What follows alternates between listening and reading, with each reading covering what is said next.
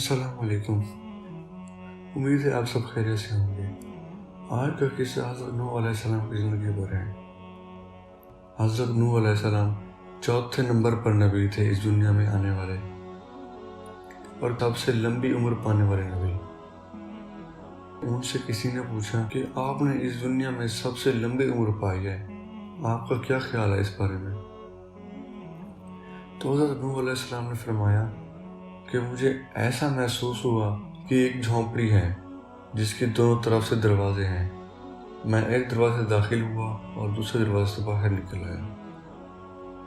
یہ بات بتانے کا مقصد یہ ہے، اتنا طویل اور لمبی عمر پانے والے شخص کے یہ الفاظ ہیں، تو پھر ہم کیا چیز ہیں؟ کوشش کرنی چاہیے کہ ہماری وجہ سے کسی کا دل نہ دکھے، نہ ہم کبھی کسی کے لیے پریشانی کا سبب بنے۔ زندگی مختصر اور عارضی ہے، کوئی پتہ نہیں کب کیا ہو جائے۔ خیر، حضرت نوح علیہ السلام کو جس قوم کی طرف اللہ پاک نے بھیجا، وہ پہلی قوم تھی اس دنیا میں جس نے شرک کیا، کیونکہ ان سے پہلے آنے والی قومیں بے عملی ہوا کرتی تھیں۔ شرک اس قوم سے شروع ہوا۔ یوں ہوا کہ اس قوم میں کچھ عرصہ پہلے اللہ والے رہتے تھے، یعنی اللہ پاک کے نیک بندے۔ جب وہ انتقال کر گئے تو لوگوں نے ان کے مجسمے بنا لیے ان کی یاد میں۔ خیر، جب کافی عرصہ گزر گیا، ان کی نسلوں میں یہ بات بڑھتی گئی کہ انہیں سب کچھ یہی مجسمے ہی دیتے ہیں۔ انہوں نے انہی مجسموں کی عبادت کرنا شروع کر دی۔ خیر، حضرت نوح علیہ السلام نے اس قوم کو کہا کہ تم گمراہی پر ہو، اللہ واحد ہے، اس کا کوئی معبود نہیں، صرف اسی سے مانگو اور اسی کی عبادت کرو۔ تو اس قوم کے لوگوں نے کوئی بات نہ سنی۔ آپ تقریباً 950 سال تک دین کی تبلیغ کرتے رہے، لیکن آپ پر صرف چند بندے ایمان لے آئے۔ تقریباً 40 سے 50 بندے ایمان لے آئے تھے جو غریب اور مسکین تھے۔ تو جب اس وقت کے بڑے اور سردار لوگ تھے، وہ کہتے تھے کہ آپ اگر ان غریبوں کو اپنی مجلس سے نکال دیں تو ہم ایمان لے آئیں گے، کیونکہ ہمارا ایک سٹینڈرڈ ہے، ہم ان غریب لوگوں کے برابر نہیں بیٹھ سکتے۔ تو حضرت نوح علیہ السلام نے فرمایا کہ میں تم لوگوں کی خاطر انہیں نہیں نکال سکتا، صرف اس وجہ سے کہ یہ غریب ہیں، بالکل بھی نہیں۔ بے شک تم سارے کافر مر جاؤ، میں انہیں نہیں چھوڑ سکتا، کیونکہ اللہ پاک کے ہاں کوئی امیر غریب نہیں ہوتا، سب برابر ہیں، میں انہیں کچھ نہیں کہہ سکتا۔ خیر، حضرت نوح علیہ السلام 950 سال تک دین کی تبلیغ کرتے رہے۔ ان 40-50 آدمیوں کے علاوہ کوئی بھی آپ پر ایمان نہ لے آیا، بلکہ الٹا آپ کو تنگ کرنا شروع کر دیا انہوں نے۔ وہ لوگ کہنے لگے، تیرا اور ہمارا جھگڑا بہت طویل ہو گیا ہے، ہم تجھ پر ایمان لانے والے نہیں ہیں۔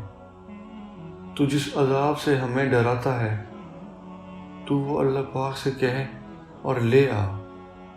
اگر عذاب آ گیا تو تو سچا، اگر نہ آیا تو ہم سچے۔ اس لڑائی کو کافی ٹائم گزر گیا ہے، اب بات کو ختم کرنا چاہیے۔ تو حضرت نوح علیہ السلام نے فرمایا، جب اللہ پاک چاہے گا تب تم پر عذاب نازل ہو جائے گا، لیکن یہ یاد رکھنا کہ تم اس عذاب کا مقابلہ نہیں کر پاؤ گے۔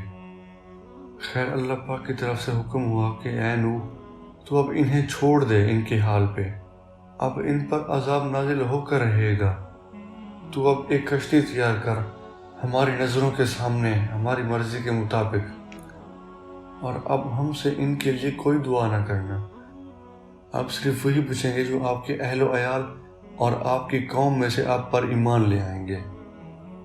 خیر، حضرت نوح علیہ السلام نے ایک بہت بڑی کشتی تیار کرنا شروع کر دی، جس کے 3 حصے تھے، ایک سب سے نیچے والا حصہ، ایک درمیان والا حصہ اور ایک اوپر والا حصہ، اور اس کشتی کو ہر طرف سے بند کیا گیا تاکہ اس میں پانی نہ داخل ہو سکے۔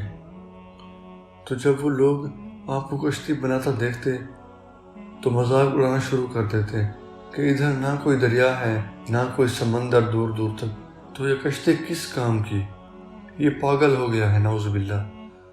تو حضرت نوح علیہ السلام نے فرمایا، ابھی تم ہنس لو، کچھ وقت کے بعد ہم تم پر ہنسیں گے۔ کہا جاتا ہے کہ کشتی بنانے میں تقریباً آپ کو 100 سال لگ گئے تھے۔ جب کشتی تیار ہو گئی تو اللہ پاک نے فرمایا کہ زمین کے سارے جانوروں اور پرندوں کے ایک ایک جوڑے اپنی کشتی میں رکھ لو تاکہ ان کی نسل آگے چل سکے۔ خیر کہ زمین کے درانوں اور آسمان سے پانی آنا شروع ہو گیا۔ سب یہ سمجھنے لگے کہ یہ تو صرف معمولی پانی ہے، یہ ہمارا کیا بگاڑ سکتا ہے۔ جب کچھ وقت گزرا تو پانی بڑھتا گیا تو حضرت نوح علیہ السلام نے اپنے بیٹے کو اس قوم میں سے پایا تو اسے کہنے لگے کلمہ پڑھ لو اور اس کشتی پر سوار ہو جاؤ۔ تو وہ انکار کرنے لگ گیا اور کہنے لگا کہ میں پہاڑ پر چڑھ جاؤں گا، یہ پانی میرا کچھ نہیں بگاڑ سکتا۔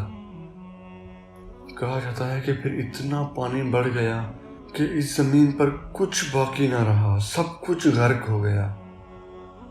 اس وقت ساری دنیا پر کفر کا خاتمہ ہو گیا تھا، کوئی انسان باقی نہیں بچا سوائے ان کشتی والوں کے۔ پھر اللہ پاک نے زمین کو حکم دیا کہ اس پانی کو نگلنا شروع کر دے۔ نگلنے کا حکم اس لیے دیا کیونکہ اگر وہ جذب کرتی تو کئی سالوں گزر جاتا، اتنا زیادہ پانی تھا۔